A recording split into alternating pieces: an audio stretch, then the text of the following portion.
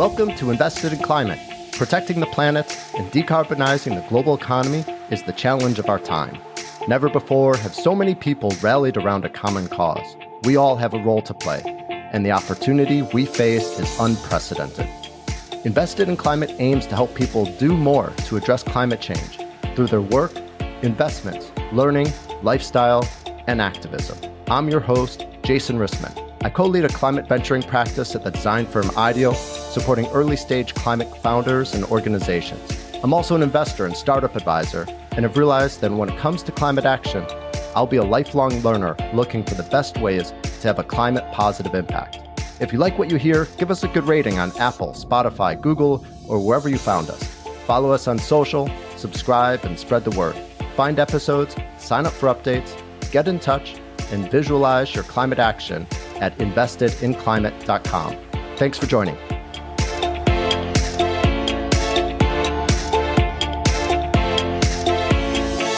Every sector of the economy needs to change. Therefore, every sector of the economy and every skill set has a role to play. You could make scaling climate solutions into your job directly, like installing solar panels, or you can work on tapping key leverage points to help climate solutions scale faster, getting capital to climate solutions, or shifting policy so that there's more policy to be able to scale climate solutions, or helping change culture by telling stories about the future that's possible. Or there's so many different ways of contributing that we don't have to go searching for a climate job. We can put a climate lens on wherever we currently are. Hi, friends. So far in 2023, we've been looking to the future. Our first episode featured new opportunities with Google, CSAA, and IDEO. Then we had an episode focusing on regenerative agriculture and another on transforming the global food system. This week, we'll look to the past and replay one of our first and most popular episodes ever. The episode features Jamie Beck Alexander of Drawdown Labs. I thought it's worth replaying as it helps explain the idea that any job can be a climate job and shares some really useful tips for creating climate impact through your work pretty much no matter what you do. So this episode is really for everyone, and it's a reminder that you don't need to switch jobs or start a new company to be part of today's climate movement. Next week, we'll be back with a new episode. Meanwhile, enjoy this conversation with Jamie from Drawdown Labs. Here we go. Jamie, great to see you. Welcome to Invested in Climate. So great to be here. Thank you so much for having me, Jason. I was thinking it's really cool to get to reconnect with you. You and I got to work together maybe 6 or 7 years ago in some projects at IDEO. And now we're both focused on climate change work and getting to collaborate a bit. And I was thinking how cool it is when people pop back into your work world. Yes, and our meandering paths cross again in this most important issue that we're working on. Well, super fun to see you and so exciting and really inspiring to hear about the work that you've been doing. You've been working in climate for some time now. Why don't we start off just by hearing how have you seen the space evolve and how would you describe the moment that we're in? I have seen definitely some big changes in this space for sure. I mean, I think when I got started, I had to work for free. I interned. I tried to, I had already had a pretty decent career in the federal government and thought that it would be pretty easy to transition into climate work. But it was not. There were very few jobs at the time and just didn't feel like there was a whole lot happening in the space. How long ago was that? I mean, I guess when I was trying to kind of transition into climate work was probably right around when we were starting to work together. So 7 or 8 years ago, I guess. Yeah. And now it's jobs are still, I think we still have a long way to go to get more jobs having a climate lens on them. But there's so many more resources now and, communities and groups. And there's just a lot more happening in this space in that amount of time, which is really exciting and where we need to be. And I think that's where the movement feels like that's where the movement is right now. Just kind of taking what used to be a super well-defined group of people who worked on climate change, a very, very defined, very restricted group of people who worked on it to that sort of being burst wide open. And now it's lots of people are finding their inroads from wherever they are. And that's sort of where I think we are as a movement right now. Great. Yeah, I've shared that same observation that it really feels like there's in some ways a mass mobilization of talent, and that people are coming from all sorts of fields, recognizing that time is limited, that there's urgency, that this is the moment to dedicate our careers and our thinking to solving the climate crisis. Thrilling to hear about the work that you're doing to support more people to do that. Why don't we turn to that? You are the founding director of Drawdown Labs, an organization I'm very fond of. And full disclosure, IDEO, the company where I work, was a partner in helping design Drawdown Labs and is a member of it. For listeners that aren't familiar, tell us a bit, what is Project Drawdown and Drawdown Labs? Project Drawdown is a nonprofit organization, and we've been around for about 7 years now. We really exist as an organization in order to research and then communicate, amplify the solutions that we already have in the world today to address climate change. So we have researchers who have, starting 7 years ago, all around the world, who have been kind of trying to understand what are the existing practices, technologies to address climate change. We've gathered all of those practices and technologies into one place. We've crunched the numbers around how much do they each cost, how much will they save over time compared to the business as usual approach, how many emissions in the atmosphere will they reduce or avoid. And we've determined that we actually already have in our hands today the solutions and practices to limit global warming to 1.5 degrees Celsius if we scale them quickly enough. So we don't need like some new technology. We don't need some new practices to be able to transition these sectors toward a livable future. We have them already. So that's the work of broad Project Drawdown. And then the program I run, Drawdown Labs, is really our effort to say, okay, so we know what the solutions are. We know like the nouns, they're solar panels and heat pumps and regenerative agriculture. How do we scale those climate solutions in the world so quickly that they displace our business as usual approaches? So we work within Drawdown Labs. We're sort of that experimentation hub with trying to figure out the how. So we work with corporations and investors primarily to kind of use the influence and scale and resources that those kind of actors in society have to be able to put their resources to work to scale climate solutions. Those are our main audiences. Within our existing economic system, we need to move capital toward climate solutions, and we need to change corporate behavior as the biggest contributors to global greenhouse gases. So that's sort of where we play in the ecosystem. Yeah, I was hoping when you said that we know what the solutions are, that your organization's actually just focused on celebrating and moving on. But it sounds like this is where the real work is now beginning. When we published the book Drawdown in 2017, it was like, we did celebrate. We were like, yay, we did the work. We have the solutions. This is great. And then it was like, oh, they don't just happen in the world on their own. Like we need to pull some big levers to be able to like bring them into the world at scale. I'd say that's Drawdown 2.0. That's where we're headed now. And that's really our main focus within Drawdown Labs. Great. Well, you mentioned that companies play a really big role in making the changes that are needed. Are you feeling hopeful about the private sector's role in addressing climate change? And what signs of progress are you seeing? I am feeling hopeful at this moment, I think.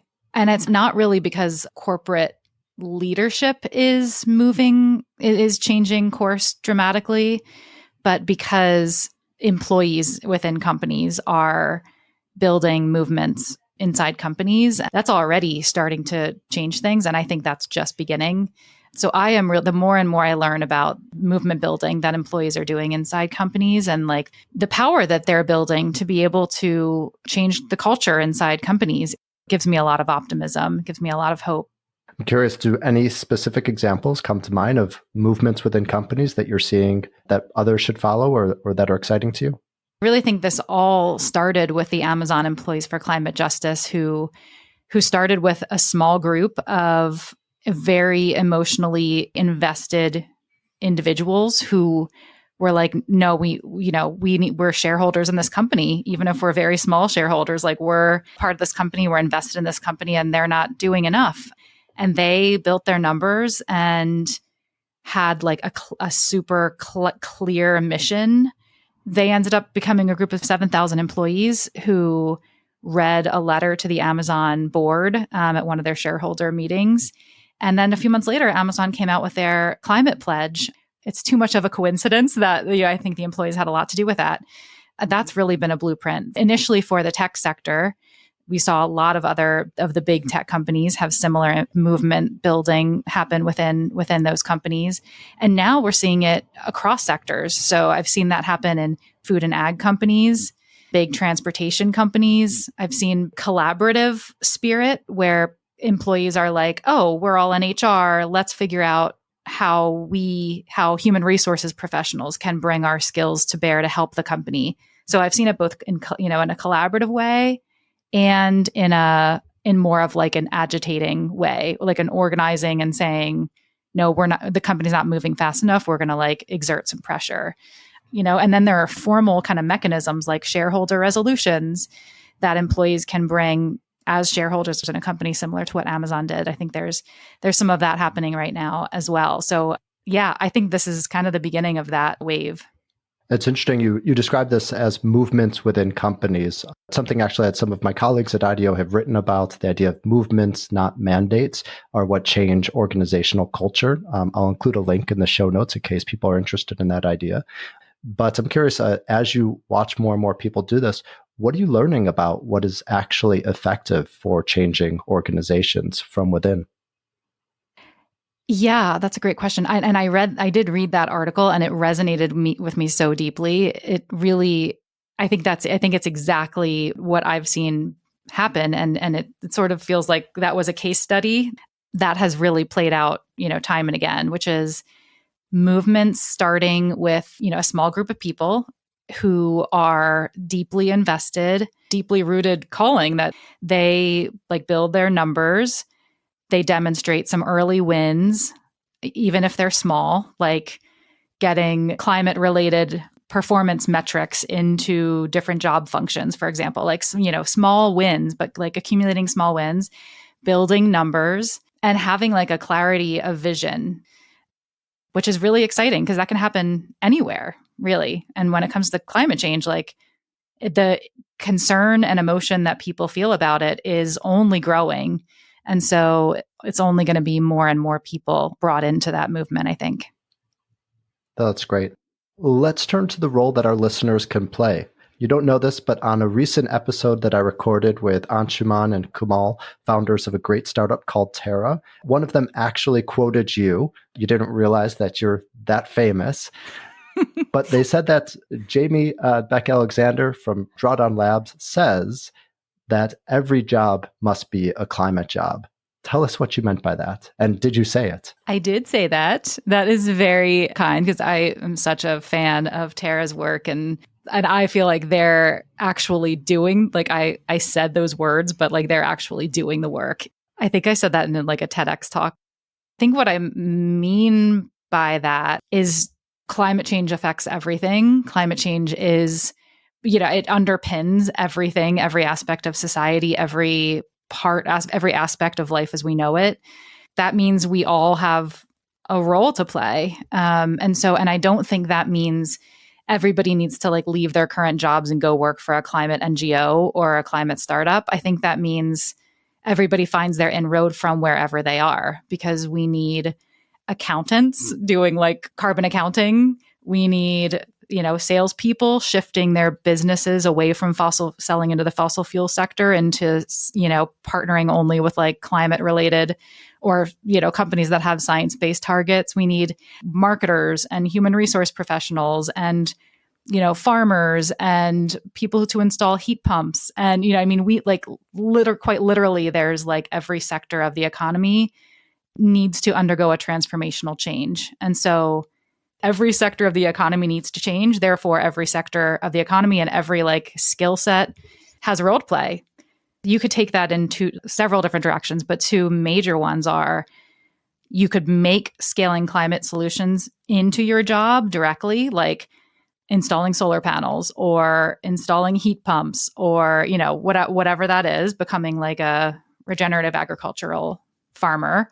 Or you can work on tapping key leverage points to help climate solutions scale faster, getting capital to climate solutions, or shifting policy so that there's more policy in place to be able to scale climate solutions, or helping change culture by like telling stories about the future that's possible. Or, I think there's like so many different ways of contributing that we don't have to like go searching for a climate job. We can put a climate lens on wherever we currently are. Fantastic. And as I understand it, Drawdown Labs actually has created the Climate Solutions at Work guide, and that's helping people around the world turn their job into a climate job. Tell us more. What is the guide, and what is it doing? Climate Solutions at Work was really our effort to try to say climate solutions are more than just like solar panels. There are 100 climate solutions at our fingertips, and we need all of them. Similar to that sort of like that, so broader Project Drawdown exists to like widen our lens, like seeing all of the solutions that we have to climate change. So in a similar way, the Climate Solutions at Work guide that we produced was, yes, we need like sustainability professionals, but there are a lot more job functions and a lot more things that other people can do within business, especially within businesses and, even especially within larger corporations. There are a lot more ways that companies contribute to the climate crisis that we haven't really seen this like kind of holistic view of all of the ways that companies influence the climate crisis, for better or worse, mostly for worse. So we embarked on this effort to like get out on the table. What are all of the like tentacles, that companies have in the world that are either positively or negatively influencing climate action or climate solutions in the world? So we did that. And it's like, yes, a company's direct emissions influence the climate crisis, but also their political lobbying, and also the investments that they have in the world, and their employees' 401ks, and so on and so on. And so when we did that, so that was like something that we published in this guide.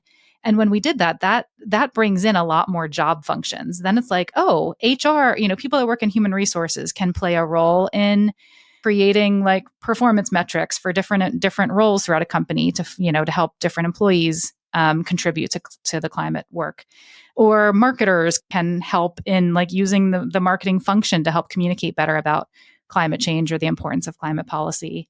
So the guide was really intended for employees who are not in a sustainability role to like be a better judge of their company's climate pledges. And then we have some tips in there to like figure out, okay, in these different job functions, here are some like really impactful ways to contribute. Are people downloading it? Are you getting any sort of feedback or sense of, is it making a difference? We have gotten a lot of great feedback. And we're finding that I think we've probably done like maybe 50 or 60 workshops on it for large corporations, Wow. for employee groups within large corporations. We're really getting like, we want to dive much more deeply into this content. So we've done workshops with like, the 500 employee, procurement team at Walgreens, which is a huge team, and a procurement team from a company like Walgreens has a lot of influence over the carbon footprint of that company. So we did a workshop for them to like really figure out, okay, what can people who work in procurement and supply chain do? Or if marketers at a huge tech company. So we've used it in two different ways. One is like at a leadership level, like how can we bring in more decision makers throughout a company around these different leverage points, and then at an employee level. And then we've also had a few companies have actually used it as a blueprint for their climate strategy. So they'll look at, oh, these are all of the ways that a company can contribute. We want to make sure they're all aligned with climate action. The feedback has been really good. I'd say the only kind of tension has been with like the existing like chief sustainability officers who... I was going to ask about Yeah. that. How do they feel? Yeah. Now everyone's a sustainability officer. Yes, exactly, which was the goal. Obviously, that's a little threatening, That was sort of a gnarly thing that we went through because we, most of our formal corporate partners, our main contacts are the chief sustainability officers. So, we presented this to them as like, this is going to help you. This is, you can't do this work alone. This is like way too big for a 5-person team or it's even a 25-person team. It's too big. And I think for the most part, they embrace that and support that. But I think it's not without a little bit of a feeling of like, I've been doing this work for a long time. It's been really hard. And now all of a sudden, like, everybody's becoming an expert in this. Like, I think it's totally natural that there would be those feelings. I think in most cases, there's a genuine like desire to have a big tent and bring employees in. It's a delicate dance. Well, it's interesting. Before you talked about how movements within companies need to have some balance between collaboration and agitation. I think that those were the terms that you used. And I would imagine that even the sustainability officers, even if they have a current plan, they might want agitation to help them go further. Is they're often some of the most committed people. Why not have a critical mass of employees demanding for more? It might make their job harder, but it might help them actually be more impactful. I could not agree more. And I think it's a good barometer for the authenticity of a company's climate plans, how much they're bringing employees in and welcoming that, that pushing. But I think in most cases, the CSO would be sort of welcome it, but want to be a little bit arm's length from it. They're not like rallying the troops, but they're appreciating that it's kind of providing headwinds for them to move faster. I think that's how it's generally seen, but not always. And so that's why I think that's a good barometer for like how much you could actually trust, the company's ambition is like whether they're welcoming the sort of agitating to help move them faster or not. Well, it brings up a really good question around greenwashing. There's no shortage of companies making big commitments around climate right now, but actually holding the companies accountable is another story. What are you seeing as being effective for holding more companies accountable, and what do you think needs to change? Such a great question. It is nonsensical to me that this space has no accountability. I mean, it's like all the marbles, really. This work is literally for like everything we know and love on planet Earth, and there's no teeth to anything. It's nonsensical to me. And it's built on pledges and promises and like commitments. Like this is like the business world. How have there not been like legally binding mechanisms drawn up by now? Or at least executive compensation tied to it, right? To Right. incentivize leaders. That's a no-brainer. Like, and that's rarely see that. I've seen one company do that. Salesforce does that now. It doesn't make any sense to me. It feels like we're betting everything we know and love on pledges and commitments. Like, I don't think so. So, I mean, the SEC ruling, or the proposed ruling from a few weeks ago will help with that. Around disclosures. Yeah, that'll help. But I also think we need other ways of measuring this question. Like, it's, how many times in a year has a company lobbied for climate policy? That's a measurable statistic. Nobody really counts that yet. That's a metric to me that helps me understand, are they serious or not? Are they looking at shifting their, companies have like a ton of investments in the world. Are they looking at shifting those away from fossil fuels? Are they providing their employees with opportunities to green their 401ks so that their employees' 401ks are not invested in fossil fuels? There are ways that, executive compensation, are they like creating opportunities for more employees to support the work of the company's climate ambition? There are other metrics that you can use to measure a company by that I don't think we've really started to scratch the surface yet. You mentioned before that there's different levers that the Climate Solutions at Work guide and your overall approach to trying to change companies are really focused on, different levers for changing the organization. Tell us about them, and in particular, which is your favorite lever? The first and most obvious one is emissions. So, of course, companies are directly sending emissions into the atmosphere and then through their supply chain.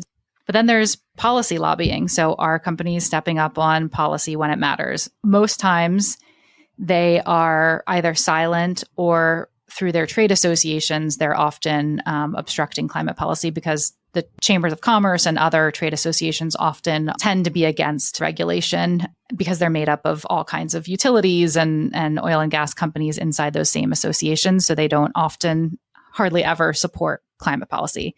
So companies could be pushing their trade associations on that front. A lot of companies are, supporting political candidates, often who are misaligned with their sustainability goals. So that's sort of the policy lever. Then there's the investments lever, which I mentioned, like, what are they doing with their cash investments and their retirement plans for employees? That's a huge amount of money that they're investing and often is going into the fossil fuel sector. That's called like financed emissions. Those two, I'd say, are probably the two biggest policy engagement and investing. There's like business model transformation. Companies are often, we hardly ever talk about what the company's actually doing as their business model. I always think of the example of like, you have Walmart on one side who's just producing mostly crap in the world, right? Like perpetuating I'm not trying to pick on Walmart, but like these, companies that like exist in order to perpetuate like stuff in the world, like sell stuff in the world. Them having a really ambitious climate target is great, but it's not the same thing as like Tesla existing in the world, who exists in order to, scale a climate solution, aside from their like human rights issues that they have going on. But, as like looking at an actual business model, we hardly ever talk about what kinds of businesses we actually can afford to have in the world in the era of climate change. Can we have like maybe we can't afford to have companies whose business models are solely focused on the proliferation of stuff. Maybe they need to like transform their business models to be focused on scaling climate solutions. So that's one that we don't hear a lot about. And it's sort of, I think it's kind of on the horizon. And then there's, the product, like the partnerships that companies have. A lot of big tech companies have partnerships or contracts with the fossil fuel sector to help them to use their technology to drill more efficiently or things like that.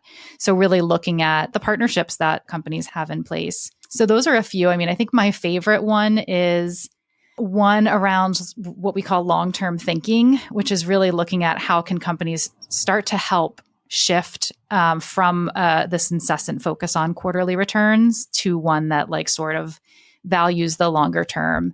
So that's looking at, the donut economic model that Kate Raworth has, kind of propagated in the world. How can companies actually help to start moving capitalism in like a more longer term thinking or a more inclusive direction? That's probably my favorite. And I think there's a lot of potential there. Right. I bet you didn't expect to be asked your favorite lever. My favorite lever. I want to go back to the individual experience and individual action. You talked about leading workshops where you are helping people see that their job is a climate job. What is it like at that individual level? I just sort of see this as maybe like a revelatory moment, just an unlock for people of realize, wow, I actually have agency. I actually can make a difference. What's that like to be next to or to see? You're absolutely right. Like it does feel like a moment of like people come alive. So, one of the first things we do in a workshop is if it's with a specific job function, I'll say like think about the broad purpose of this discipline. Like think about the highest level. Like what is the purpose of a human resources professional? Well, it's to help take care of employees and protect the business and, recruitment and making sure that employees have their benefits and everything like that.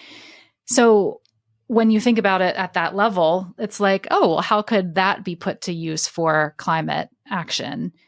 Well, I guess we could, and then that starts like this iterative process of like, oh, well, I guess I could look at like tying bonuses for employees to different climate outcomes. Or I guess I could look at creating a better culture of, feeling like a safe space to talk about climate change at work.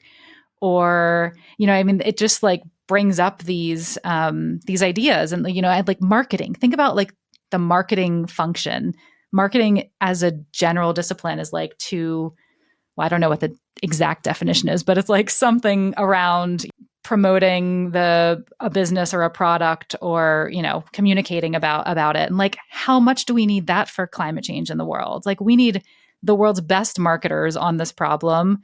We need marketers for the Build Back Better Act. And, we need like salespeople. Like when you think about the sort of like the highest level purpose of these departments, and really start from there and brainstorming, like, how could that general discipline be used for climate action? It's just such a generative place to start. And then we kind of drill down from there into like, okay, so within that, what is your specific functional area? And the ideas are incredible. Like, there are so many incredible ideas that have come out of those workshops that are like, wow, we want to share this with like everyone who works in procurement, So it's really been just a very like generative place. And I think people are relieved when they see that like they don't have to like leave their job and go somewhere else, but can make change from where they are.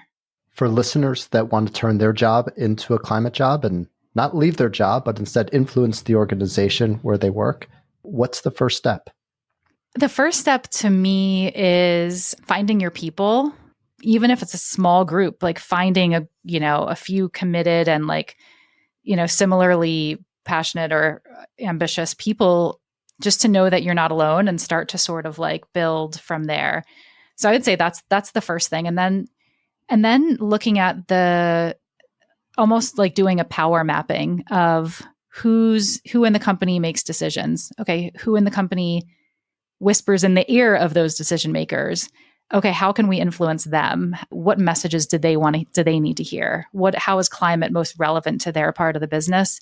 And sort of like mapping out, and if you have like one key ask that you're, say you're organizing around getting your company to like boldly support some big climate policy. If that's in the center of your like power map, then how do you reach the person who makes the decision there? And then figuring out the relationships is a good kind of early thing to start with, to start to try to connect dots between the business. I think climate like movement building can benefit from like connecting these various like dots throughout the company who don't typically work together, and who often may have like different things going on, and bringing them together around climate is a really powerful thing to do. But I would say, finding your people and like sort of mapping out the structure of power and how to try to like reach that and influence that. Fantastic. That's great. Thank you, Jamie. So this podcast, Invested in Climate, helps people do more to address climate change, really across 5 categories of action: work, investments, learning, lifestyle, and activism. Today, we've talked a lot about work. I'm curious if you have recommendations of what people can do and what our listeners can do across some of those other categories of investments, learning, lifestyle, and activism. I think those are such great categories, and I love that. At Project Drawdown, our climate solutions and our research indicates that people have a lot of agency. My work specifically focuses on companies and their agency, but our broader research shows that something like 30% of our global greenhouse gas emissions could be reduced or avoided by the actions of individuals.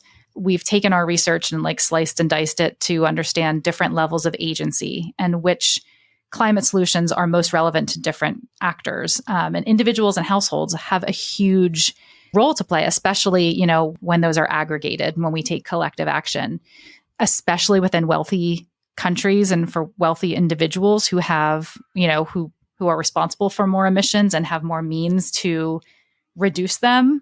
And that was called out in the IPCC report, that was recently released. Like, there is a difference between luxury emissions and what they call subsistence emissions, like people who have to like farm in order to feed their families versus people who are buying their third yacht. So we don't shy away from like individual action is very important and, has a lot of power, and we need to be able to tap all of those levers. Fantastic. That's really fascinating that over 30% of emissions really fall down to the individual level and choices that we can all make. Really powerful. Yeah. We've talked about a lot today. I love the framing of first starting with finding your people and then mapping power as being the entry to changing the organizations that you work at. And also just in recognizing your agency as an individual, as a consumer, as a family member, as a community member. Is there anything else that you'd like to cover or that we didn't talk about?